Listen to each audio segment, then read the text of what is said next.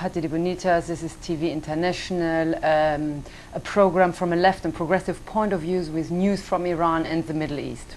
I'm Farid Bospuya. In today's program we'll be talking about the 1st of May and the working class in Iran. And we have with us today Bahram Soroush, who is from the WPI's Labour Solidarity Committee, and we will be talking to him about what is 1st of May in Iran, what it should be, and about the economic prospects in relation to the 1st of May and workers' movement in Iran. Let's start welcoming you, Bahram, Thanks for having me. To our program. Let's just start with the with current situation in Iran. What's the significance of 1st of May? Why is it important? And what are the issues that people face in Iran? Well, 1st of May, unlike many other countries, is not a legally sanctioned, event in Iran. So the workers have been holding 1st of May and May Days despite a ban on holding independent May Day rallies. And so it's got especially in the past few years, it's been a sort of tug-of-war struggle between the workers and the government, and workers trying to hold the 1st of May. And last year there was a massive, actually, and potentially massive May Day, and hundreds of workers were arrested.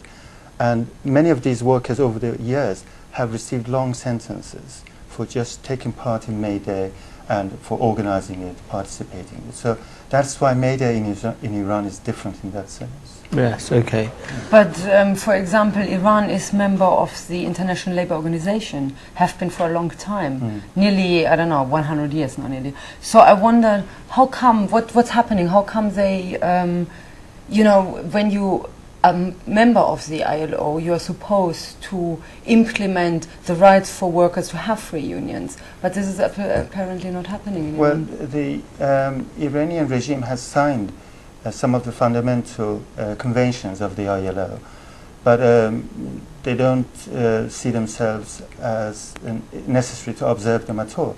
I mean, the conventions of the ILO are the minimum, basic minimum for any organization, for any member state to observe in order to remain as members. So you can imagine that the Iranian regime even violates that, and it goes far beyond that. And so just being a member of the ILO doesn't mean that you are observing workers' rights, and that itself has been the issue of the many years of protests that we have been carrying out, WPI and other organizations, at the ILO conferences, with the demand that the Iranian regime their membership should be suspended, they should be expelled, kicked out of the ILO because of their flagrant violation of workers' rights and human rights.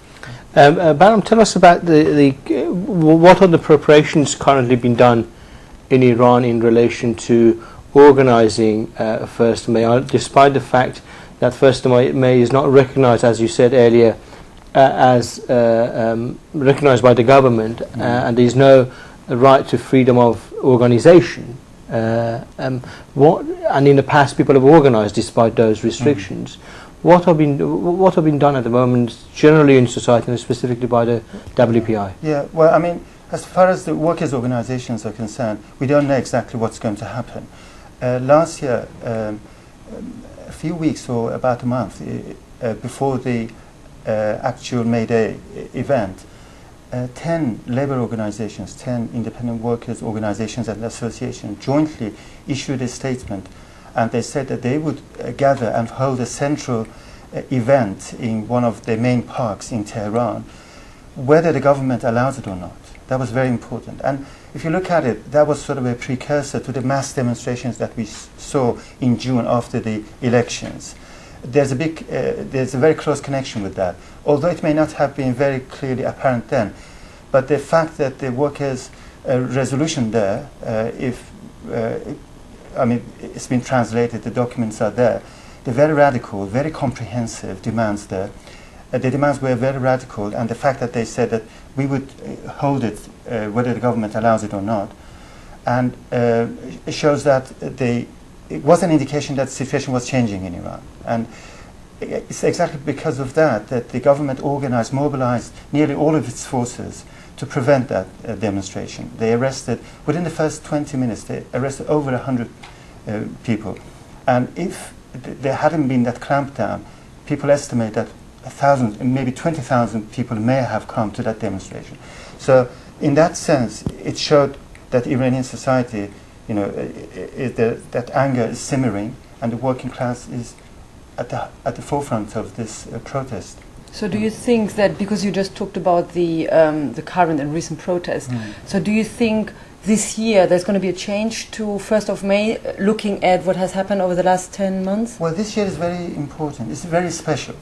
We don't exactly know what's going to happen. I think it's either going to be very big or nothing at all, because of the fact that the government now, after the mass demonstrations of the past 9 months, it knows that it is up against a huge movement that is threatening its very existence. So it's not like a May Day that you may see in, for example, in European countries, that the very basic demands are voiced in form of slogans in the demonstrations, a commemoration of May Day, although the issues you can see there as well. But May Day in Iran, like many other labor protests, and especially in the past year, becomes a direct confrontation with the government. So the government may prepare itself in order to prevent it. But we don't know. It may be, at the same time, the demonstration that may be held could be so huge that itself could be a precursor for more massive demonstrations that we have been seeing. But this time, with the workers more clearly at the forefront of that movement. So in that sense, it's a very important and event, and so everybody is looking at it, waiting for it with expectation. We've heard that there's been declarations signed already by a number of unions. Briefly tell us about that. That was recently on the anniversary of the 1979 revolution. 4 independent trade unions in Iran, they issued a joint statement outlining the most important immediate demands of the workers in Iran. And that we have translated, or we have edited a translation of that, and it is ready to be sent to trade unions. And if you look at that, you'll see how progressive those demands are, and how fundamentally they put the finger at the issues in Iran. What are they, for example? For example, they say the minimum wage in Iran, for example, now is set by the government, and their own representatives, which they call workers' representatives, but they are not. They are the Islamic organizations in the workplaces. So the government sets the minimum wage every March, and this time they have set it as about $300 per month, okay, about $10 a day. Which is 1/3 of, is 3 times below the poverty line. Exactly. And so that's one of the issues. And so they said the minimum wage should be set by workers' own representatives elected at their general assemblies. It's very important that you can't just go ahead and set the minimum wage. And the other point is about the workers' right to form trade unions or any kind of workers' organizations, labor organizations. And they should have the right for strike, assembly, to organize freely. And against the minimum contracts, there are so many, against temporary contracts, and many other issues. And also political, social issues are contained in that charter as well, like the abolition of the death penalty, and the release of all political prisoners, release of all the labor activists. So in that sense, the workers are very much prepared politically, and very clear what they are demanding. But it is a war with the government, and it depends what the balance of forces are. If there was, like in Europe, you had the right to come out to hold a major event, maybe 1 million people would come out. It's so huge. I mean, the demand for that and the radicalization that we have seen. Okay, this is very interesting. We'll be coming back very shortly to discuss the economic background, the minimum wage, discuss a bit further, and also discuss what the international solidarity with the Iranian workers should look. We'll be back in a moment.